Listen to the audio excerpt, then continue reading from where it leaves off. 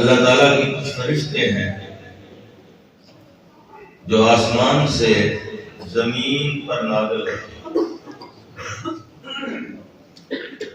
زمین پر اترنے کے بعد گلیوں بازاروں چوکوں اور راستوں کے چکر لگاتے ہیں,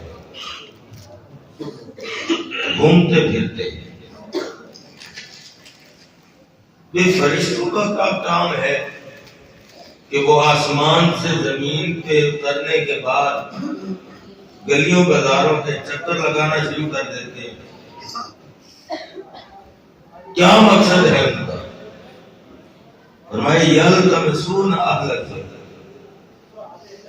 وہ فرشتے گھوم پھر کے ذکر والوں کی محفل تلاش کرتے ہیں. یعنی خصوصی طور پر وہ آتے ہی اسی مقصد کے لیے. اور پھر جب کسی فرشتے کو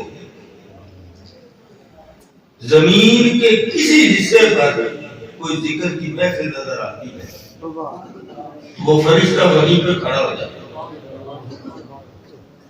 اور پھر وہ دوسرے فرشتوں کو پکارتا ہے. اور اس کے پتہ الفاظ کیا ہوتے ہیں؟ ہلموا الی حاجتکم, کہاں ہو, کدھر گھوم رہے ہو, ادھر آؤ, تمہارا مقصد یہاں پہ پورا ہونے والا ہے, تمہارا کام یہاں پہ بننے والا ہے. پھر وہ روئے زمین پر پھیلے ہوئے سارے فرشتے اس ذکر والی جگہ پہ جمع ہو جائیں. حدیث پاک میں آتا ہے فَيَعُفُّونَهُمْ, بیٹھنے آتے ہیں وہ فرشتے, اس محفل کو اپنے نورانی پروں میں چھپا لیتے ہیں. وَإِذَا رُفِعَتْ مَجْلِسُهُ, اور جب وہ مجلس ذکر کی محفل ختم ہو جاتی ہے, لوگ اپنے گھروں کو چلے جاتے ہیں.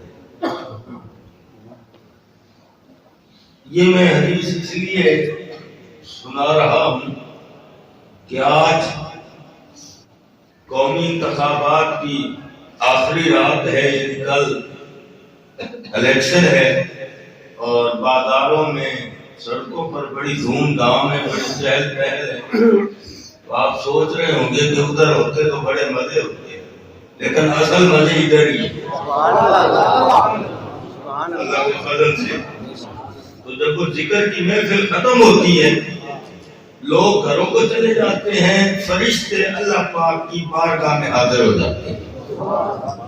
اللہ تعالیٰ کو علم بھی ہوتا ہے, توجہ آپ میری طرف رکھیے, اللہ کو علم بھی ہوتا ہے, پھر بھی رب پوچھتا ہے فرشتوں سے, اے فرشتوں تم کہاں سے آ رہے ہیں؟ عرض کرتے ہیں مولا ہم ذکر کی محفل سے آ رہے ہیں. اللہ پوچھتا ہے میرے بندے کیا کہتے ہیں؟ فرشتے عرض کرتے ہیں مولا تیری تعریف کر رہے ہیں, تیری حمد و ثنا کر رہے ہیں, تیری عظمت و کبریائی کا اظہار کر رہے ہیں, تیری پاکی بیان کر رہے تھے. اور میرا وجدان یہ کہتا ہے کہ فرشتے کہتے ہوں گے مولا کبھی وہ تیرا ذکر کرتے تھے, کبھی تیرے یار کا ذکر ہوتا, کبھی یار کی آل کا ذکر ہوتا تھا, کبھی یار کے اصحاب کا ذکر ہوتا تھا. مولا ہم کو جتنی دیر اس محفل میں بیٹھے رہے, یا تیرا ذکر ہوتا رہا یا تیرے وفاداروں کا ذکر ہوتا رہا. اللہ خوش ہو کے پوچھتا ہے حل ربونی, یہ بتاؤ کیا میرے بندوں نے مجھے دیکھا بھی ہے؟ فرشتے کہتے ہیں اللہ مولا انہوں نے تجھے نہیں دیکھا. اللہ پوچھتا ہے اگر مجھے دیکھ لیں تو پھر کیا ہو؟ فرشتے عرض کرتے ہیں مولا ابھی تو دیکھا نہیں, صرف تیرا نام سنا ہے, پھر بھی تجھے یاد کر رہے ہیں, اور اگر تجھے دیکھ لیا تو پھر وہ تیرے دیوانے ہو جائیں گے, پھر وہ دنیا کا ہر کام چھوڑ دیں گے اور ہر وقت تیرے نام کی محفل سجا کے بیٹھے رہے. اللہ پوچھنا چاہیے بتاؤ وہ چاہتے کیا تھے, مقصد کیا تھا؟ فرشتے کہتے ہیں مولا وہ تیری جنت کے طلبگار. اللہ پوچھتا ہے حل رأوہا, کیا انہوں نے میری جنت کو دیکھ رکھا؟ فرشتے کہتے ہیں اللہ پوچھتا ہے اگر جنت دیکھ لیں, کہتے ہیں مولا وہ تو پہلے بھی شوق کیے بیٹھے ہیں جنت کا, اور اگر جنت دیکھ لی تو یہ شوق پہلے سے بھی بڑھ جائے. اچھا اور کیا چاہتے؟ مولا وہ تیری دوزخ سے پناہ مانگ رہے ہو. تو دوزخ دیکھی ہے انہوں نے؟ نہیں. اور اگر دیکھ لیں مولا وہ تو پہلے بھی ڈرے ہوں گے. اور اگر دوزخ دیکھ لی تو یہ ڈر پہلے سے بھی پڑ جائے. تو اللہ یہ ساری باتیں سننے کے بعد فرشتوں سے کہتا ہے یا ملائکتی انی وسلوکم، میرے فرشتوں تم گواہ ہو جاؤ. اس محفل کے اندر جتنے بھی آئے ہوئے تھے ان سب کے گناہ معاف کر کے میں نے جنت کا حقدار بنا دیا. ان سب کے گناہ معاف کر کے میں نے جنت کا حقدار بنا دیا. اب بات یہاں پہ ختم ہو جانی چاہیے. لیکن ایک فرشتہ عرض کرتا ہے مولا تو نے سب کو معاف کر دیا؟ اللہ فرماتا ہاں میں نے سب کو معاف. فرشتہ عرض کرتا مولا ایک بندہ ایسا بھی تھا بیٹھا تو تھا لیکن وہ ذکر کے لیے نہیں آیا تھا، اس کا تو کوئی اپنا کام تھا، تو نے اس کو بھی معاف کر دیا؟ اللہ فرماتا ہاں میں نے اس کو بھی معاف کر دیا. جی کوئی بندہ یہاں بیٹھا ہو، بھائی کیسے بیٹھے ہو؟ وہ جی میں اپنے بھائی سے دکان کی چابی لے لیا. تو بھائی پھر چابی لے اور جا، بیٹھا کیوں ہے؟ وہ جی بھائی سے بات ہوئی ہے.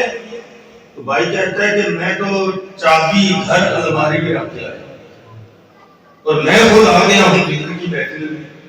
اب تھوڑا صبر کر، ابھی تھوڑی دیر بعد دعا ہوگی، لنگر تقسیم ہوگا، پھر گھر چلتے ہیں، چابی اٹھا کے دیتا ہوں بھائی کو. تو اس کا مطلب وہ چابی کے لیے بیٹھا ہے، وہ ذکر کے لیے نہیں بیٹھا. اب فرشتہ عرض کرتا ہے مولا جو ذکر کے لیے آیا ہے اسے تو تو معاف کر، اور جو ذکر کے لیے آیا ہی نہیں، جس کا ذکر سے واسطہ ہی نہیں، جس کا ذکر سے تعلق ہی نہیں، تو اسے بھی معاف کر رہا ہے. اللہ جلال میں آ کے فرماتا ہے یا ملائکتی ہم القوم لا یستعجلون، میرے فرشتوں تم کیا سمجھتے ہو کہ یہ ذکر والے عام لوگ ہیں؟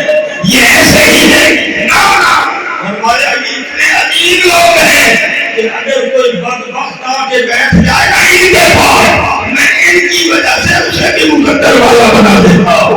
اور اگر کوئی دوزخی آ کے بیٹھ جائے ان کے پاس، میں یہ نہیں دیکھتا گناہگار ہے، یہ نہیں دیکھتا سیاہکار ہے، یہ نہیں دیکھتا کہ دن رات میری نافرمانیاں کر رہا ہے، میں یہ دیکھتا ہوں جیسا بھی ہے بیٹھا وہ میرے ذکر والوں کے پاس ہے. وہ ایسی کہ پوچھے گناہ معاف کر کے جنتی بنا دیتا. نعرہ تکبیر، نعرہ رسالت، نعرہ رسالت، نعرہ حیدری. اتنی خوش نصیبی ہے ہماری کہ آج کی اس عظیم رات میں ہم اللہ کی عطا کردہ توفیق سے ذکر کے لیے جمع ہیں. اللہ سب کا آنا قبول فرمائے. حضرت ابن قیس رضی اللہ تعالی آپ فرماتے ہیں کہ میں جامع مسجد دمشق میں صحابی رسول حضرت سیدنا ابو درداء رضی اللہ تعالی عنہ کی بارگاہ میں حاضر تھا.